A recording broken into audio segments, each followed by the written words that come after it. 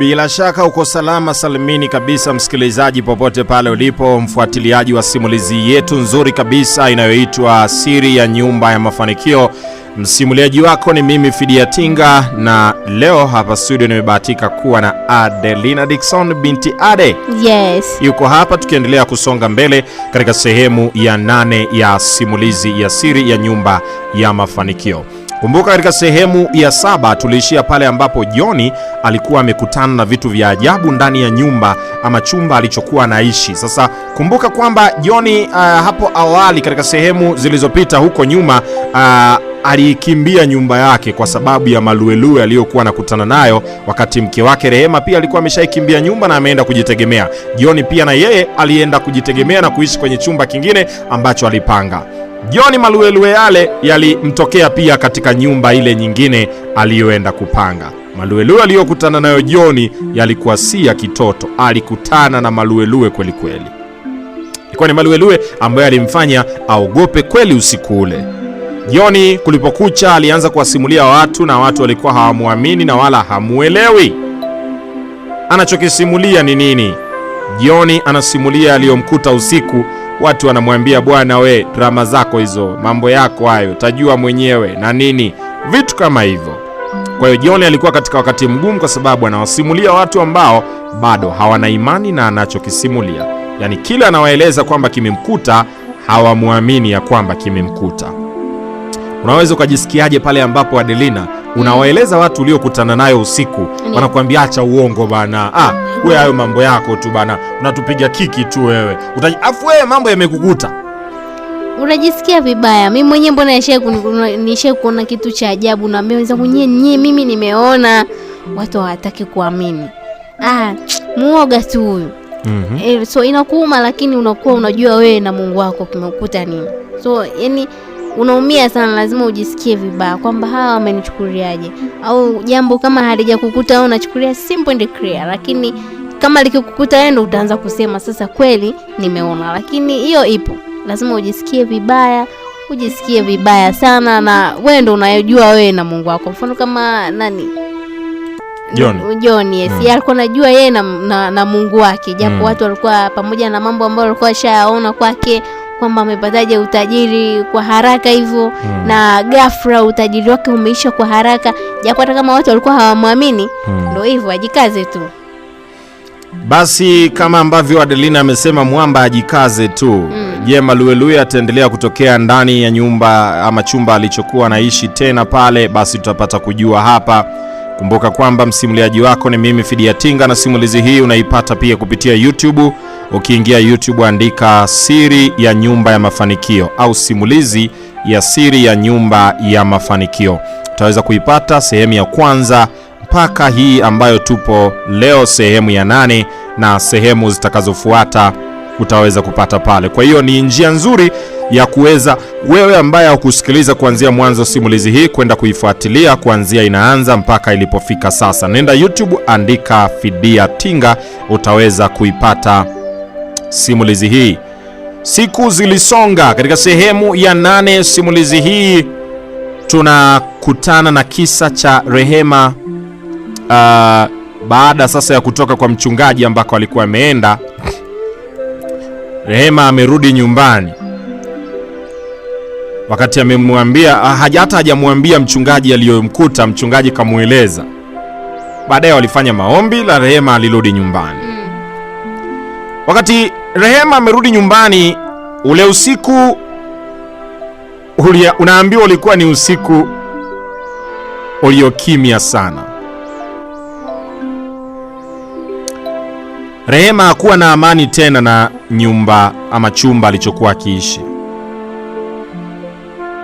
bali alikuwa na hofu na woga, na ni kama akawa nahisi kuna kitu cha ajabu kinamtazama hata akiwa gizani. Rehema ule usiku akiwa amelala ndani ya nyumba yake, na ni usiku wa hofu na woga kweli kweli. Vile vitu ambavyo alikutana navyo, kwa sababu ilikuwa haujafika usiku mkali, bado ana hofu Rehema akasema, hofu yangu mimi naelekea wapi? Rehema, unafahamu, yeye alikuwa kila akikutana na kitu cha ajabu, mbio zake zilikuwa ni wapi? Kwa mchungaji. Mbio zake zilikuwa kwa mchungaji. Yes. Rehema mbio zake ilikuwa ni kwa mchungaji. Basi hata ule usiku tena, siku hiyo hiyo aliyotoka kwa mchungaji, karudi nyumbani, bado anaona maluelue. Bado haijafika usiku mkali. Mida kama na mishare ya saa 4 za usiku. Akasema, kama ndani ya nyumba hii na chumba hiki bado naanza kuona maluelue, je, niogope kutoka nje kwa sababu ni usiku? Alijivika ujasiri usio wa kawaida. Rehema akatoka, akasema, naenda tena kwa mchungaji nikamwambie mimi baba nina hofu. Aende akagonge nyumbani kwake mchungaji, na mchungaji akitoka, akipata nafasi ya kumweleza, amueleze kwamba bado ana hofu, maana hata baada ya kufika nyumbani ni majira ya usiku na kuna giza, lakini yeye anahisi ni kama kuna mtu anamtazama gizani. Kwa hiyo Rehema alinyanyuka ule usiku mishare ya saa 4 hivi, akatoka ndani ya nyumba na akaanza kutembea mdogo mdogo barabarani. Huyo huyo, huyo huyo, huyo huyo, huyo huyo, huyo huyo, huyo huyo, huyo huyo. Akiwa barabarani anatembea, safari yake ni kuelekea kwa mchungaji. Mara ghafla mbele akaona mwanga. Baada ya kuona ule mwanga alishtuka sana, moyo ukiwa unadunda kwelikweli. Unadunda sio kawaida. Ikambidi Rehema asimame chini ya ule mwanga hafifu uliokuwa ni mwanga wa taa ya barabarani. Na wakati amesimama pale katika mwanga ule wa taa ya barabarani, na moyo wake ukiwa unadunda tena kupita kawaida, kila sauti ndogo tu, upepo ukivuma, majani yakisogea, yakitikisika, ilionekana kama ishara ya hatari kwake. Wanasema ukishang'atwa na nyoka, ukisikia tu majani yamelia saka saka saka, utahisi kuna nyoka tena ndani ya majani yale. Wakati yuko pale, alianza kuhisi nyuma yake kuna hatua za mtu kutembea. Kumbuka hapo amesimama kwenye ule mwanga wa taa, anaona giza totoro mbele. Safari yake aende wapi? Kwa mchungaji. Wakati amesimama pale huko ana hofu na anajiuliza maswali, niende nisiende, akaanza kusikia sauti za mtu akiwa anatembea na sauti zikitokea nyuma yake. Kasikia ta ta ta kama mtu anatembea. Kuja kugeuka, mara ghafla anamuona John akiwa anatokea gizani.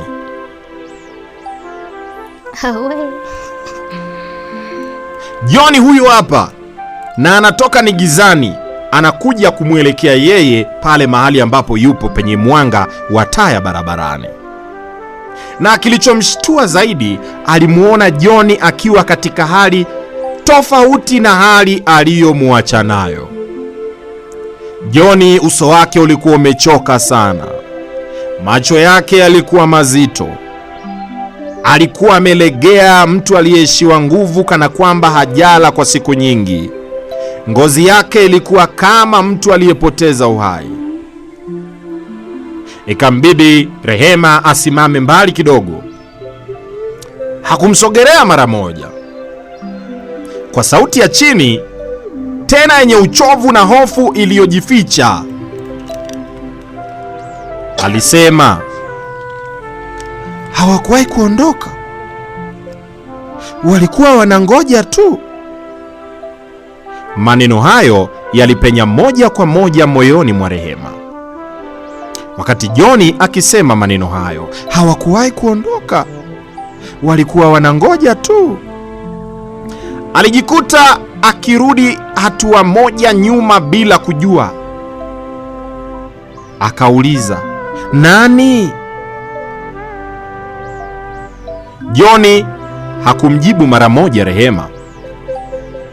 Aligeuza macho yake pembeni kama mtu aliyesikiliza kitu ambacho hakisikiki kwa wengine. Kisha akasema polepole, wale walionipa kila kitu, walionipa utajiri, walionipa mafanikio, sasa wanataka kila kitu changu. Baada ya John kusema maneno hayo akimwambia Rehema, upepo mkali ulivuma ghafla. Ile taa ya barabarani iliyokuwa inawaka ikatingishika ghafla, na kwa sekunde moja tu Rehema aliona kivuli kingine nyuma ya John. Na kimvuli kile hakikuwa kimvuli cha kawaida. Kilikuwa ni kimvuli kinachotembea tofauti na yeye. Yaani unajua ile kimvuli kiko nyuma ya mtu, alafu kinatembea, mtu yeye kasimama. Unahisi ni kimvuli chake, lakini mbona kimvuli kinatembea? Afu yeye amesimama. Yeye kasimama, na hata akitembea, mbona kimvuli akitembei sawa na yeye? Kwa kawaida kimvuli, kwa mfano kama hapo unaona kimvuli cha mkono wangu. Yes. Nikipeleka na mwenyewe mkono kimvuli kinaenda, kinarudi. Lakini ile ilikuwa ni tofauti. Kimvuli kilichokuwa kinaonekana nyuma ya John ilikuwa yeye hata kama amesimama, chenyewe kinatembea. Yeye akitembea, kinatembea tofauti na mwendo wake na anavyotembea yeye. Ikambidi Rehema afumbe macho kwa kuogopa. Na alipofungua tena macho, ghafla kwa sekunde hiyo moja hakuona kitu tena. Lakini moyo wake ulikuwa tayari umeelewa. Na alielewa ya kwamba hii vita ilikuwa imerudi tena. Na vita hii sasa ilikuwa imerudi kwa ukali zaidi kuliko mwanzo. Ikambidi sasa Rehema, kwa kuwa yeye mbio zake, mawazo yake, maamuzi yake ilikuwa ni kukimbilia kwa mchungaji, ilimbidi safari iendelee, amchukue John aende naye kwa mchungaji Elia. Jambo la kushangaza, pamoja na Rehema kufanya maamuzi haya ya ujasiri, amekutana na John katika mazingira tatanishi. Wapo mahali ni gizani, giza totoro, mwanga tu unamulika chini, mwanga wa taa barabarani. John katokea gizani na ameona maluelue ya vimvuli, lakini Rehema ka ujasiri sijui kalitoka wapi, akamwambia John, twende kwa mchungaji.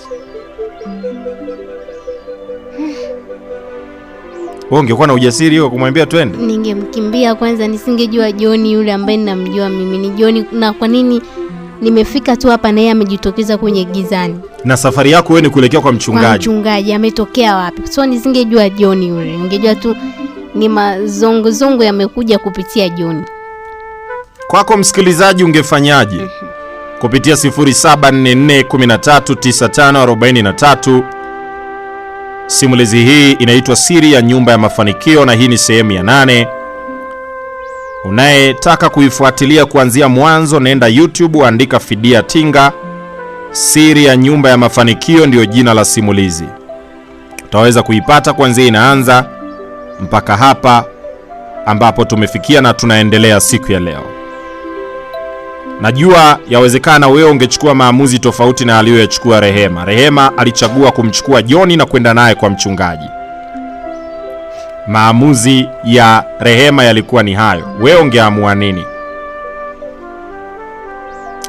Wakati unaendelea kuniandikia ujumbe wako hapo kwenye 0744 0744 13 95 43 0744 13 95 43. Endelea kuandika ujumbe wako hapo wakati sisi tunaendelea kukusogeza na tukiendelea na sehemu hii ya 8 ya simulizi ya Siri ya Nyumba ya Mafanikio.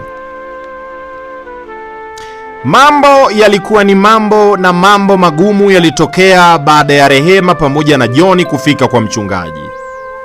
Yale maluelue waliokuwa wakikutana nayo njiani, maluelue ambayo Rehema alikuwa akikutana nayo ndani ya chumba chake, maluelue yale aliyokuwa anayakutana nayo John katika nyumba yake ambayo alijenga kipindi na mali alizozipata kwa njia za nguvu za giza, maluelue yale ambayo John alikutana nayo, na hata baada ya kuikimbia nyumba yake mwenyewe na kwenda kupanga chumba kingine, maluelue yale yale walienda kukutana nayo kwa mchungaji. Nguvu za giza huwa zina kawaida ya kumfuatilia mtu mpaka pale zitakapojiridhisha ya kwamba tumeshindwa. Baada ya Rehema pamoja na John kufika kwa mchungaji, unaambiwa hali ya hewa ndani ya chumba, baada ya mchungaji kuwaingiza katika chumba ambacho ni kama ofisi ya mazungumzo na watu, hali ya hewa ilibadilika. Ghafla kukawa na ukimya mzito, hata kabla Rehema na John bado hawajakaa.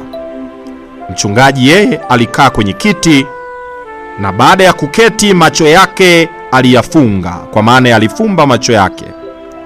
Alikuwa ni kama mtu anayesikiliza kitu kisichoonekana. Ile walipoingia tu, mchungaji akafumbua macho polepole. Unaambiwa mchungaji siku hiyo hakuwa na tabasamu na kuchangamka kama ambavyo alikuwa akichangamka Rehema anapomkimbilia kwa matatizo ambayo yalikuwa yanamtokea. Mchungaji hata hakuwasalimia, alifumbua tu macho polepole, wala hakutabasamu. Alisikika mchungaji akisema kwa sauti ya chini yenye uzito mkubwa, akisema, mliwahi kufunga mlango lakini hamkuufunga kabisa.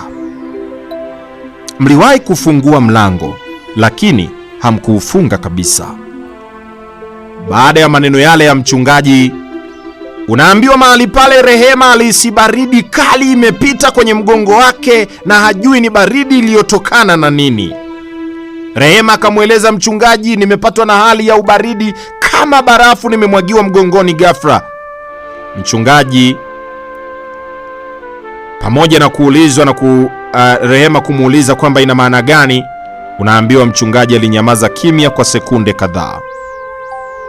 Baada ya kunyamaza kwa ukimya wa sekunde kadhaa, mchungaji akasema,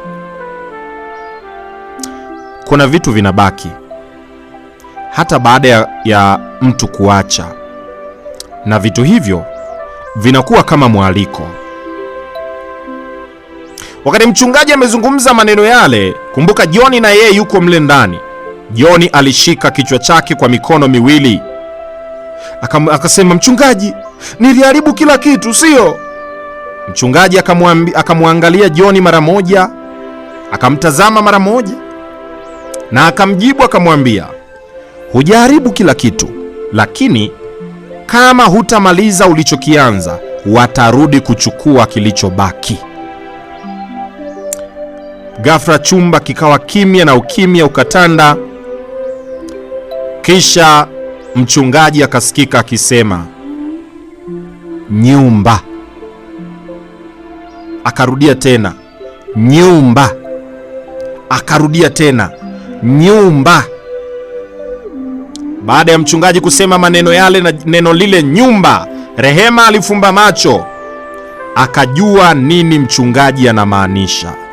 Akajua mchungaji anamaanisha ile nyumba ya zamani waliokuwa wanaishi, ambayo waliipata wakati John amepata mali kupitia nguvu za giza. Kwa hiyo Rehema alielewa haraka kuliko John. Akaelewa mchungaji ametaja nyumba mara 3, anamaanisha ile nyumba ambayo tulikuwa tunapata maluelue baada ya kugundua ya kwamba mume wangu anamiliki mali kwa njia za nguvu za giza. Na hapo ndipo ambapo giza lilianza katika nyumba ile. Kwa hiyo Rehema alielewa haraka na akajua kabisa mchungaji anamaanisha nyumba yao ya zamani, ambayo Rehema aliikimbia, alienda kujipangia, aliachana na mume wake. John na yeye aliikimbia nyumba yake baada ya kuona maluelue yanampata hata akiwa peke yake. Kwa hiyo ile nyumba ilikuwa ni kama imetelekezwa. Ndipo mchungaji akasema, tunatakiwa kwenda kwenye ile nyumba. Nyumba iliyokuwa na maluelue, mmeikimbia wote wawili, mwanaume Mwanamke kaikimbia kivyake, mwanaume umeikimbia kivyako nyumba yako. Alafu mchungaji anawaambia tunatakiwa kwenda kwenye ile nyumba. Adelina ndio Rehema sasa. Kwa madam niko na mchungaji naenda. Ila hapo yani sibanduki naye. Yaani nitakuwa akisogeza mguu na mimi nipo. Madam niko na mchungaji, lakini angekuwa anasema kwamba nendeni nyewe wenyewe tu, hapana. Nisingesubutu. Ila kama niko na mchungaji, twende tu. Ila sitoki, yani alipo yeye nipo mimi. Na ulipo wewe yupo yeye. Yupo yeye. Yaani sibanduki hata kidogo. Tena naweza hata kushikilia koti lake. Na hata kama ni kulichana utalichana tu. Nitalichana tu. Kama maombi tupige tukiwa wote hapo hapo. Hakuna kumwachia. Wewe. Siwezi hata kidogo.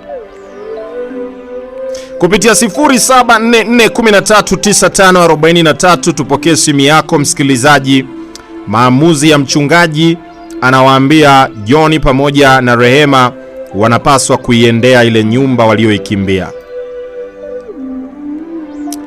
Nini unacho cha kusema kuhusiana na simulizi hii ambayo yawezekana wewe mwingine umeanza kuisikiliza leo, lakini yawezekana mwingine umeanza kusikiliza kutoka siku tumeanza mpaka leo?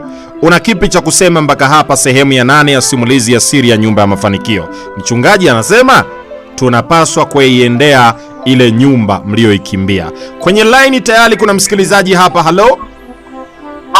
Ni sauti ya nani na uko wapi? Ongea na Baraka zako kutoka yangu. Karibu.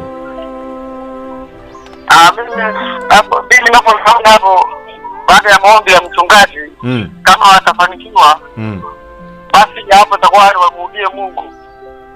Wamrudie Mungu. Ndio. Wewe ungekuwa John, ungekubali muiendee ile nyumba ambayo mmeikimbia wote na mkeo? Yaani ungekubali kuiendea ile nyumba, muende kwenye hiyo nyumba mlioikimbia? Kama maombi yameshafanyika, amani ipo, unakubali. Wewe sasa ungekubali? Hapana, mimi singekubali. Kwa hiyo ungesema kama ni nyumba iache hivyo hivyo tu, iache huko. Yaani tuanze maisha mapya, hii nyumba tuiache hivyo hivyo. Kwa ungemgomea mchungaji, ungezaa mchungaji achana nayo tu, hiyo nyumba tusiiendee, kuna mambo ya ajabu huko baba. Haya, sawa, asante sana. Kupitia 0744139543 unaweza pia ukapiga simu yako na wewe maoni yako yakasikika kuhusiana na simulizi hii siri ya nyumba ya mafanikio sehemu ya 8. Kwenye line hapa kuna msikilizaji. Hello. Hello, naongea na Sivaka SCS. Karibu kutoka SCS. Mimi nikopo Rehema, ningekataa kwenda. Kwa nini ungekataa mama? Nikaenda huko nitakuta na mauzauza. Unaogopa kukutana nayo tena maajabu? Haya, sawa. Asante sana pia, Mungu akubariki kwa maoni yako. Amina. Mtu mwingine kwenye line. Hello. Hello. Karibu. Naitwa nani na uko wapi? Gori kutoka Uyole. Karibu. Ingekuwa mimi Rehema ningeenda kwenye nyumba. Ungeenda? Ila kama nipo na mchungaji, ila kama sipo na mchungaji nisingeenda. Kwa hiyo na wewe ungekuwa kama Adelina alivyosema, ni kushikilia koti la mchungaji tu. Mimi siwezi. Kila akienda kanishike huko kaniu. Haya bana, sawa. Asante sana kutoka hapo, pia endelea kusikiliza redio yako. Sawa. Haya, 0744139543 kwenye line. Hello. Hello. Sauti ya nani, uko wapi? Hakimu toka Tukuyu. Karibu kutokea Tukuyu. Asante. Naona kwa sababu hakuna anayoshinda mbele za Mungu. Na mchungaji amemweka Mungu. Ningeongozana na mchungaji. Ili kama ni kwenda kuomba tukaombe, mambo yaishie pale pale. Kwa hiyo ungekubali na swala la kwenda, ungekubaliana nalo? Ningekubali. Sawa. Asante sana kutokea hapo, endelea kusikiliza redio yako. Haya, simu mbili za mwisho kwa sasa, alafu tupitie meseji chache kwenye line. Huyu hapa. Hello, sauti ya nani, uko wapi? Haya, ametoweka hewani huyu, yawezekana alikuwa hana dakika au ni nini. 0744139543 kwenye line. Hello. Halo. Karibu. Ni nani na uko wapi? Naongea na Joshua kutoka Ifisi. Karibu kutoka Ifisi. Mimi ningekuwa ndo mimi ningeenda. Ungeenda? Ningeenda. Kwa sababu mimi ndo nilijenga hiyo nyumba na mauzauza majua mimi niliyotoka nayo. Ndio. Ndio. Ndio ningeenda kwa yule aliyenipa yale mauzauza, nikamwambia mbona bado kuna mauzauza. Kwa safari kwa mchungaji ungemwambia hebu tuachane kwanza kwenda kule, acha mimi nimalizane na walionipa hizi mali. Haya bana, sawa. Asante sana, endelea kusikiliza redio yako pia. Na simu ya mwisho ni hii hapa kwenye line. Hello. Hello. Karibu. Unaitwa nani na uko wapi? Naitwa Mama Evelyn. Karibu. Na ukae mbali na redio au punguza sauti ya redio tafadhali. Tusikilizane kwa uzuri mamangu. Sawa. Karibu. Ningekuwa mimi nisingeenda. Haya, tumpe nafasi mtu mwingine, naona bado hajakaa mbali na redio. Kwenye line. Hello. Hello. Karibu. Unaitwa nani na uko wapi? Naitwa Msomali, niko hapa Forest ya Zamani. Karibu.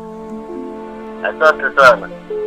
Kwa mimi ndio John, kwenye ile jumba ningeenda kwa sababu niko na mchungaji na ningepiga mpako wa maana sana. Najua nikipiga mambo yalikuwa mazuri. Kwa hiyo upako wako ungekuwa unamiminika kwa sababu upo na mchungaji. Ila kwenda mwenyewe na mchungaji na mimi ningekuwa na mimi naomba na mimi anaomba na mimi naomba. Unasema toka mazuri. Toka pepo. Kupuka umeleta wewe. Toka pepo. Unaliambia pepo toka, na pepo hilo umelileta mwenyewe. Nitafanyaje? Safari nilileta mwenyewe. Kuleta likemea mwenyewe sasa. Na ungeenda mwenyewe ungekungutwa. Hatuwezi kukungutwa, niko na mchungaji na maombi basi. Kwa hiyo ungekuna jivunia kwenda na mchungaji tu. Ndio, nikwenda na mchungaji na maombi mazito. Haya bana. Asante sana kutokea hapo, endelea kusikiliza pia redio yako. Asante. Haya. Kwa haraka hapa kuna meseji pia. Niombe wewe unayepiga simu utupe nafasi tusome meseji chache.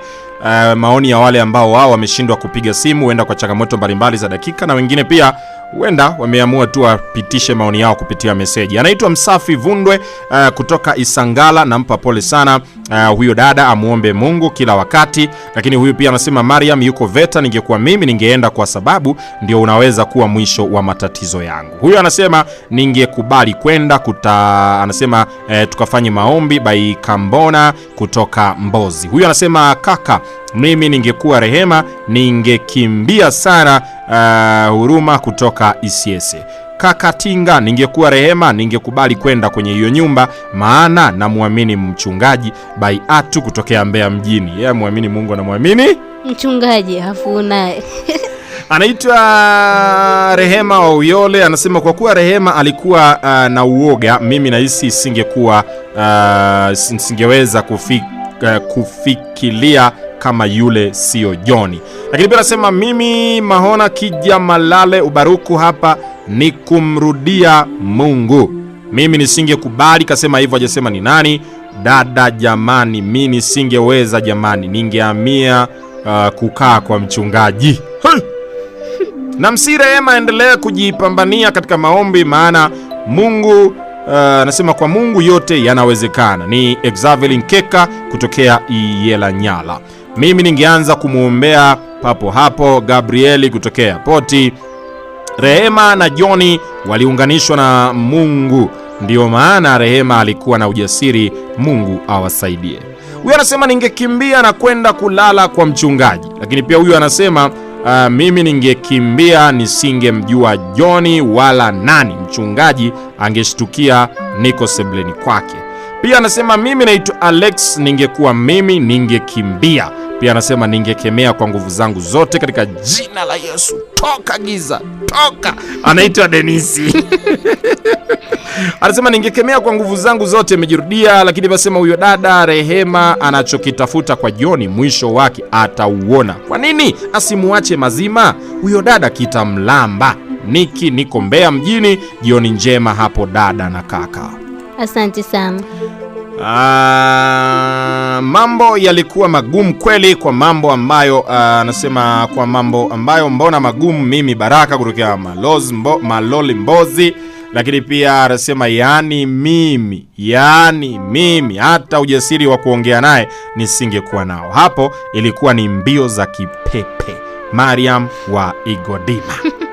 Yani mimi hata kuongea naye anasema singeweza. Martin kutokea Umalila Mission anasema ningekuwa mimi ningemuacha Joni. Anaitwa Martini huyu yeye. Lakini huyu yeye anaitwa nani huyu?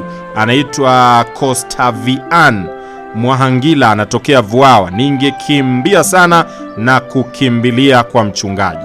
Lakini pia huyu anasema mimi ningemkimbia pia, ningekuwa ningejua mchawi amevaa sura ya Joni. Anazungumzia ishu ya Rehema kukutana na Joni pale gizani.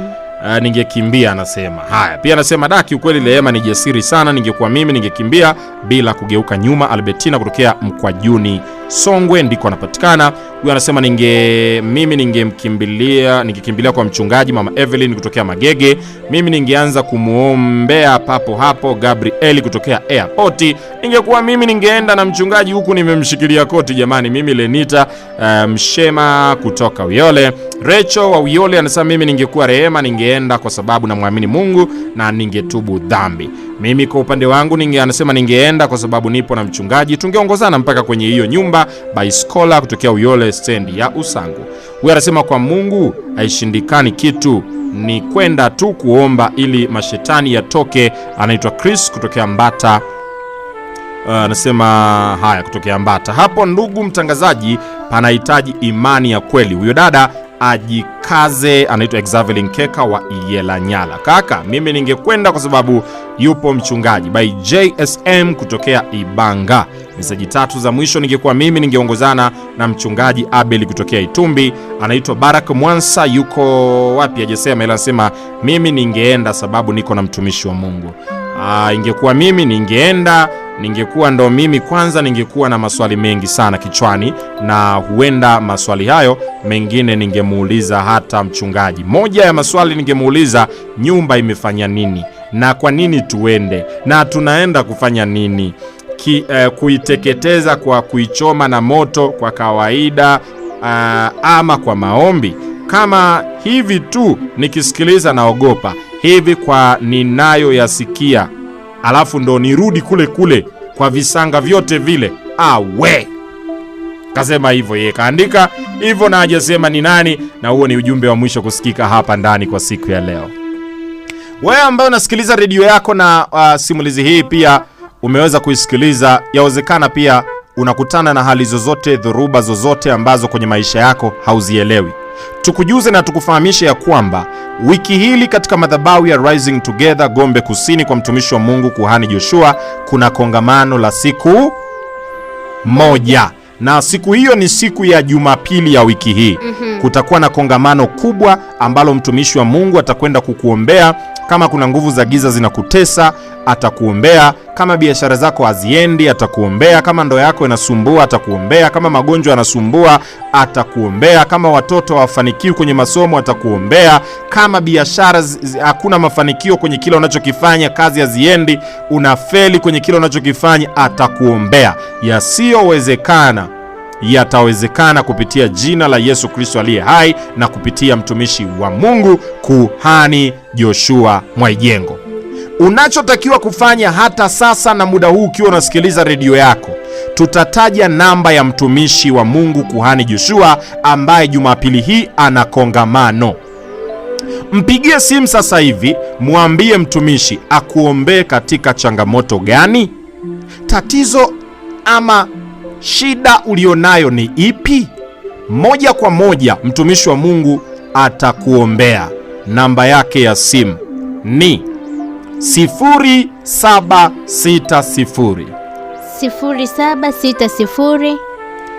82 36 35. Kila unayesikiliza redio yako, shetani yawezekana kuna jambo baya amelipanga kwako ili kuharibu maisha yako, na kwa namna yoyote shetani anataka kufanya uharibifu.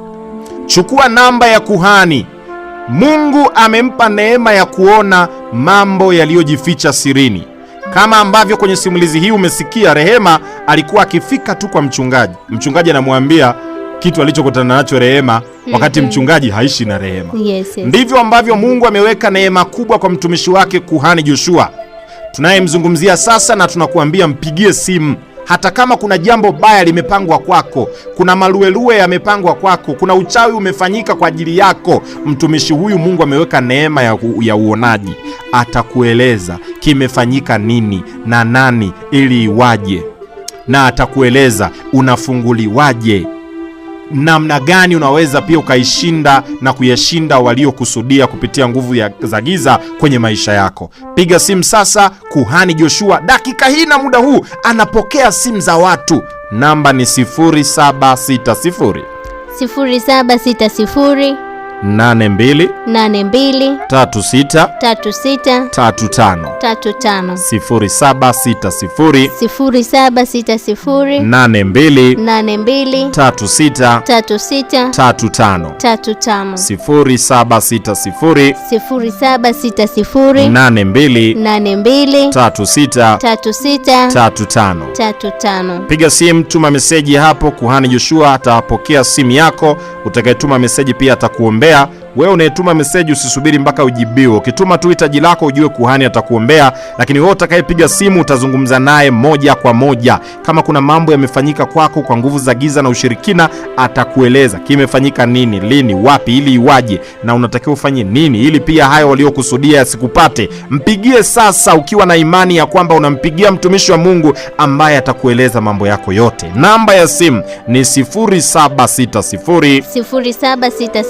82 36 35 0760 82 36 35. Jua na ufahamu ya kwamba unampigia mtumishi ambaye ni muonaji, lakini jiandae kwa kongamano kubwa Jumapili hii saa 2 kamili asubuhi mpaka majira ya saa 3 ukiwa umefika sio mbaya. Kongamano litakuwa muda huo mpaka majira ya saa 7 za mchana pale Rising Together Gombe Kusini. Ukiwa umetokea Mbeya mjini unapanda bajaji za kuja Isyesye relini, waambie wakushushe relini. Ukishashuka vuka reli kwa kutembea, tembea pembezoni mwa reli mkono wako wa kulia. Baada ya kuvuka utaliona kanisa la Rising Together. Dakika na sekunde chache, hata dakika haiishi. Ukitokea ukanda wa Uyole njia panda, panda bajaji zinazoelekea Gombe, waambie na shuka Gombe kivuko cha Isyesye. Kabla hujavuka reli shuka, wewe tembea pembezoni mwa reli mkono wako wa kushoto. Dakika na sekunde chache, hata dakika haiishi, utaliona kanisa la Rising Together Gombe Kusini chini ya mtumishi wa Mungu Kuhani Joshua. Jumapili hii ni kongamano la yaliyoshindikana kwenda kuwezekana kirahisi kabisa kupitia mtumishi wa Mungu Kuhani Joshua ambaye Mungu ameweka neema kubwa kwake. Chukua hatua sasa, mpigie simu kwenye hizo namba, mtumie meseji, atakuombea, utafunguliwa. Lakini zaidi usikose Jumapili hii katika kongamano Rising Together Gombe Kusini. Mtumishi wa Mungu yuko tayari kukuhudumia. Tukushukuru sana ambao umekuwa pamoja nasi katika mwendelezo wa simulizi sehemu ya 8. Tukuambie tu uliyekosa sehemu ya kwanza mpaka hapa tulipofika sehemu ya 8, ingia YouTube, andika Fidia Tinga, utaipata sehemu ya kwanza mpaka ya 8. Utafuatilia kwa utulivu ukiwa nyumbani kwako. Share linki hiyo, watumie wengine, waambie kuna simulizi nzuri sana yenye kusisimua kwelikweli. Wape linki hiyo, weka komenti yako pale, simulizi hii ni nzuri, itawafundisha na wengine. Tutakutana katika sehemu ya 9 ambapo sasa tutajua, je, Rehema pamoja na Joni walikubaliana na maamuzi ya mchungaji ya kwamba waende kwenye ile nyumba ambayo ndiyo iliyoanza kuwa na maluelue walioikimbia, nyumba walioikimbia, na kila mtu kwa wakati wake. Rehema kivyake alikimbia nyumba na mumewe akamtelekeza baada ya kujua kwamba mume wake ametafuta mali za nguvu za giza, na jina la Rehema lilikutwa kwenye daftari la watu wanaotakiwa kutolewa kafara. Rehema alipoliona ndipo aliamua kuikimbia ile nyumba na kuachana na mume wake. Joni na yeye kwa wakati wake aliikimbia nyumba baada ya maluelue kuanza kumtokea, alienda kujipangia. maisha yameendelea mpaka hapo tulipofika sehemu ya 8. Najua natamani kujua sehemu ya 9. Rehema pamoja na Joni walikubaliana na mchungaji Elia ya kwamba waende kwenye ile nyumba. Tukutane sehemu ya 9.